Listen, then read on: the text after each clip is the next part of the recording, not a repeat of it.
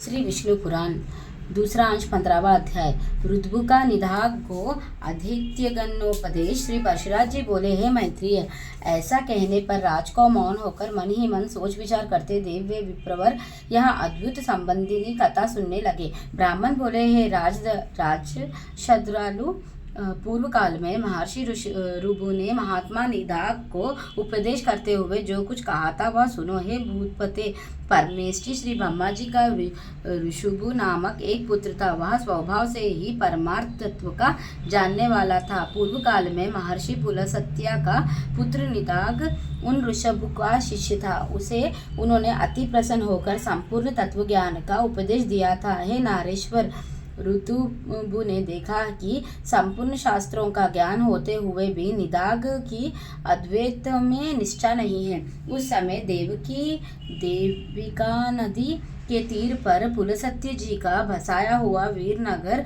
नामक एक अति रमणीक और समृद्धि संपन्न नगर था। हे प्रतिउत्तम रम्य उपवनों से सुशोभित उस पूर्व काल में ऋतुभु का शिष्य योगवेत्ता निदाघ रहता था। महर्षि ऋभु अपने शिष्य निदाघ को देखने के लिए 1 सहस्त्र दिव्य वर्ष बिताने पर उस नगर में गए। जिस समय निदाघ बलिवेश्वरदेव के अनंतर अपने द्वार पर अतिथियों के प्रतीक्षा कर रहा था, वे उसके दृष्टिगोचर हुए और वह उन्हें द्वार पर पहुंचा अर्घ्यदान पूर्वक अपने घर में ले गया। उस द्विज श्रेष्ठ ने उनके हाथ पैर धुलाए और फिर आसन पर बिठाकर आधार पूर्वक कहा, भोजन कीजिए। ऋतुभु बोले, हे विप्रवर, आपके यहाँ क्या क्या अन्न भोजन करना होगा यह बताइए, क्योंकि कुत्सित अन्न में मेरी रुचि नहीं है। निदाघ ने कहा, हे द्विजश्रेष्ठ, मेरे घर में सुत जौ की लपसी, कंद मूल फलादि तथा पोए बने हैं। आपको इनमें से जो कुछ रुचे वही भोजन कीजिए। रूप बोले, हे द्विज, ये तो सभी कुत्सित अन्न है। मुझे तो तुम हलवा, खीर तथा मट्ठा और खड़ा से बने स्वादिष्ट भोजन कराओ। तब निदाघ ने अपनी स्त्री से कहा, हे गृहदेवी, हमारे घर में जो अच्छी से अच्छी वस्तु हो उसी से इनके लिए अति स्वादिष्ट भोजन बनाओ। ब्राह्मण जड़भरत ने कहा। उसके ऐसा कहने पर उसकी पत्नी ने अपने पति की आज्ञा से उन विप्रवर के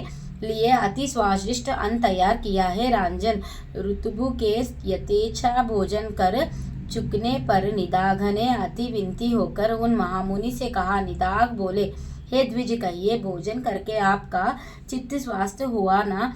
आप पूर्णतः तृप्त और संतुष्ट हो गए ना? हे विप्रवर, कहिए, आप कहाँ रहने वाले हैं, कहाँ जाने की तैयारी में हैं और कहाँ से पधारे हैं? ऋतुभु बोले, हे ब्राह्मण, जिसको शोध लगती है उसी की तृप्ति भी हुआ करती है। मुझको तो कभी शोधा ही नहीं लगी, फिर तृप्ति के विषय में तुम क्या पूछते हो? जगराग्नि के द्वारा पार्थिव ठोस धातुओं के क्षीण हो जाने से मनुष्य को क्षुधा की प्रतीति होती है और जल के क्षीण होने से तृषा का अनुभव होता है। द्विज, ये क्षुधा और तृषा तो देह के ही धर्म है, मेरे नहीं। अतः कभी सुशोधित न होने के कारण मैं तो सर्वदा तृप्ति हूँ। स्वस्थता और तुष्टि भी मनिहीन होते हैं, अतः ये मन ही के धर्म है। पुरुष आत्मा से इनका कोई संबंध नहीं है। इसलिए द्विज, ये जिसके धर्म है उसी से इनके विषय में पूछो। और तुमने जो पूछा कि आप कहाँ रहने वाले हैं, कहाँ जा रहे हैं तथा कहाँ से आए हैं, सो इन तीनों के विषय में मेरा मत सुनो। आत्मा स्वर्गत है, क्योंकि यह आकाश के समान व्यापक है। अतः कहाँ से आए हो, कहाँ रहते हो और कहाँ जाओगे, यह कथन भी कैसे सार्थक हो सकता है? मैं तो ना कहीं जाता हूँ, ना आता हूँ और ना किसी का एक स्थान पर रहता हूँ। तो तू, मैं और अन्य पुरुष भी देहिदिक कारण जैसे पृथक पृथक दिखाई देते हैं, वास्तव में वैसे नहीं है। वस्तु तू नहीं है, अन्य नहीं है और मैं नहीं हूँ। वास्तव में मधुर मधुर है भी नहीं। देखो, मैंने तुमसे जो मधुर अन्न की याचना की थी उससे मैं यही देखना चाहता था कि तुम क्या कहते हो। हे द्विजश्रेष्ठ, भोजन करने वाले के लिए सवुदु और अस्वदु भी क्या है, क्योंकि स्वादिष्ट पदार्थ ही जब सामान्यतर से अस्वादु हो जाता है तो वही उद्वेजन के होने लगता है। इसी प्रकार कभी अरुचिकर पदार्थ रुचिकर हो जाते हैं और रुचिकर पदार्थ से मनुष्य को उत्सुक हो जाता है। ऐसा अन्न भला कौन सा है जो आदि, मध्य और अंत तीनों काल में रुचिकर ही हो। जिस प्रकार मिट्टी का घर मिट्टी से लिपने पोतने से दृढ़ होता है, उसी प्रकार यह पार्थिव देह पार्थिव अन्न के परमाणुओं से पुष्ट हो जाता है, जो गेहूँ, मूंग, घृत, तेल, दूध, दही, गुड़ और फल आदि सभी पदार्थ पार्थिव परमाणु ही तो है। इनमें से किसको स्वादु कहे और किसको अस्वादु। अतः ऐसा जानकर तुम्हें इस स्वादु अस्वादु का विचार करने वाले चित्तक को समदर्शी बनाना चाहिए, क्योंकि मोक्ष का एकमात्र उपाय समाता ही है।